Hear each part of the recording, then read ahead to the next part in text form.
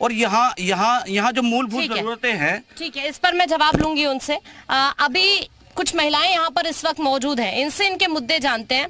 Vote करने के लिए जाएंगे क्या सोचकर, कैसा काम हो रहा है आपके शहर में? अभी यही सोचकर जाएंगे कि भाई हमारे यहाँ सड़कें अच्छी हों, पानी की निकासी की सुविधा अच्छी हो, मतलब बच्चों के लिए, मतलब खेल कूद के लिए मैदान हो, यही सब सोच के जाएंगे कि भाई ये सब हमारे यहाँ पे।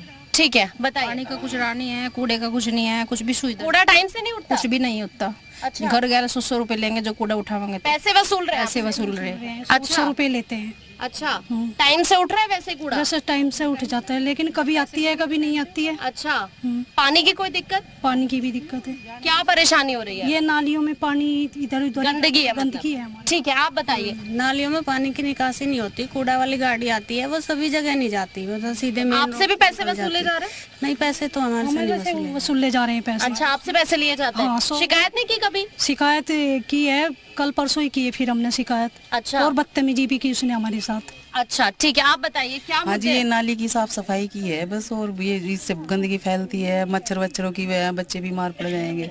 ठीक है, अम्मा जी आप बताइए। नाली की है जी, बहुत ही घनी। अच्छा। हाँ, सारा पानी रुका रहे। टाइम से कूड़ा नहीं उठा? नहीं, और पैसे दें सब। अच्छा। हाँ, अम्मा जी आप बताइए। ठीक है, ठीक है, आइए कुछ और लोग भी हैं यहाँ पर। आप बताइए क्या मुद्दे हैं इस बार, क्या वोट करने जाएंगे? ये जो बागपत की कॉलोनी है, बागपत के पहले नंबर की कॉलोनी मानी जाती है। इसमें सुविधा की बात करूं तो ना तो पानी है, पानी निकलने का रास्ता है, ना चलने का रास्ता है, और कूड़े का ढेर लगा हुआ है सामने, वो देख सकते हैं आप। और जो बात करते हैं कि जो है ना भ्रष्टाचार हो रहा है, पैसा ऊपर से मंजूर होकर आ रहा है, ये किसकी जिम्मेदारी है? सरकार की जिम्मेदारी है। वो किसके हाथों पैसा दे रहे हैं, किसको सौंप रहे हैं, उसकी इंक्वायरी करने का काम उनका है, ना कि जनता का। हाँ बिल्कुल। अभी नगर पालिका के चेयरमैन से खुश हैं आप? कैसा काम कर रहे हैं यहाँ पर? कुछ नहीं है, अभी हमारे यहाँ गैस की पाइपलाइन बिछी है। हाँ। उसकी वजह से लोगों के मकान में इतनी दरारें आई हैं, मकान गिरने के कगार में है। हाँ। लोगों के लाख करोड़ों के मकान बने हुए हैं, सभी मकानों में दरारें आ गई हैं, सभी मकान नीचे धंस गए हैं, इतना बुरा हाल हो रहा है। जो उसका पैसा आया था वो उसका पता नहीं कहाँ गया, क्या गोलमाल हुआ उसमें।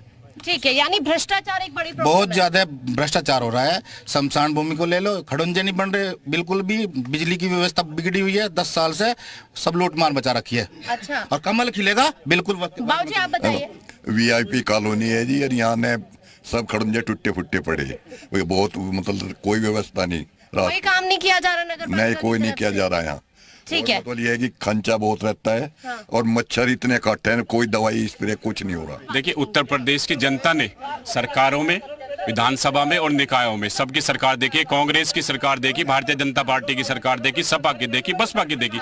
हम जनता से ये अपील करते हैं, हम एक मौका मांग रहे हैं। हम नहीं कह रहे कि हमको 50 साल मौका दीजिए, एक मौका आम आदमी पार्टी को देके देखिए। यदि हम अपनी गारंटी पे खड़े ना उतरे तो दोबारा हम आपके बीच में वोट मांगने नहीं। देखिए, ये निकाय चुनाव के लिए नुक्कड़ सभा है, ना कि पूरे उत्तर प्रदेश के लिए है। वो अलग है कि जहां निकाय चुनाव है वहां ये लोग जाएंगे, समस्याएं सबकी सुनेंगे। अभी जैसे पब्लिक के जो व्यूज आए हैं, अभी मैं देख रहा था मेरे सामने ही, आप लोगों के सामने ही जो पब्लिक के व्यूज आए हैं, तो सब ने कहा है कि कोई नगर पालिका में काम अच्छे नहीं हुए हैं। आपने भी यही कहा है। आपने क्या अलग कहा है? मैं बात करूंगा जो काम होने वाले हैं, मैं फ्यूचर की बात करूंगा।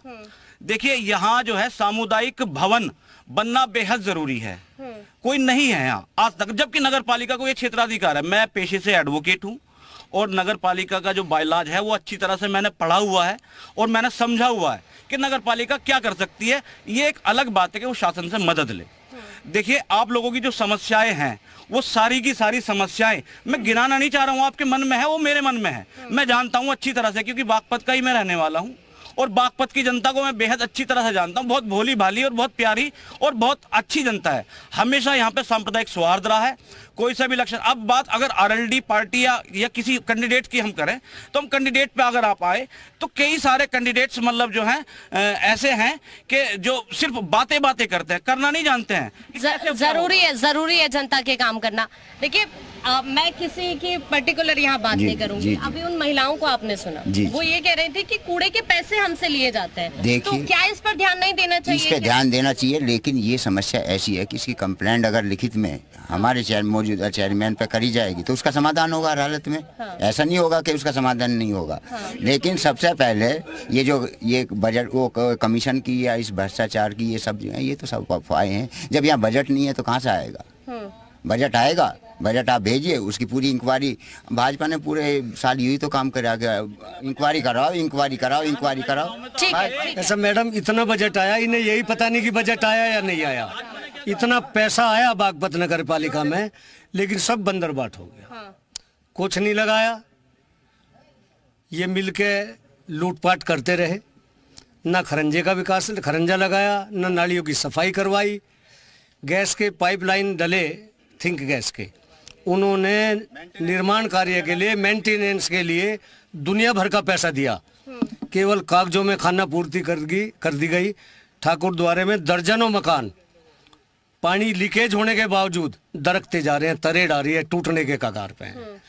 इस बार इस उम्मीदवार से मुक्ति मिलेगी और भारतीय जनता पार्टी का जो उम्मीदवार है राजकुमार चौहान, भारी मतों से सपा और लोकदल के प्रत्याशी को पटक नहीं देगा। ठीक है, आप बताइए क्या तैयारी इस बार आपकी? जी, मैं ये कहना चाहता हूँ कि अभी यहाँ खड़ंजे का और व्यवस्थाओं का मुद्दा उठ रहा था। यहाँ कॉलोनी में खड़ंजे रास्ते ठीक नहीं है, आपने भी देखा है। मैं एक बात कहना चाहता हूँ कि मैंने ऐसा देखा है कि जहाँ कब्रिस्तान की जमीन के ऊपर पक्के खड़ंजे बिछ गए, कब्रिस्तान की जमीन दबा के जो है कॉलोनियां काट दी गई।